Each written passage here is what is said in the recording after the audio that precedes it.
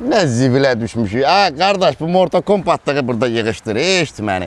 50 minlik maşını 30 minə satıram, biraz zəifləmişəm, o demək də öyle qıçını qaldım alıcan gör. Nə olub geçip başıma. Gəl sənə nağdı 20 min sayım çıxım gedim. Qardaş, 30 min, 30 min Ne olur burada? Ay Resul, ne var ne yok kadar. Şükür Allah, salamatçılıq. Ne vandamlıq eləyirsən, ne qıçını hara qaldırmısan, ne söhbətdir? Heç saat gəliblər bura qardaş, bunu satıram bunu 55 min deyil. Hə. Bunu 30 minə verirəm əlin yanında tez Gül kimi maşındır, niye satırsan? Hadi nağarım, biz yemə də bilmirəm nə deyəcəm, inandırırsan.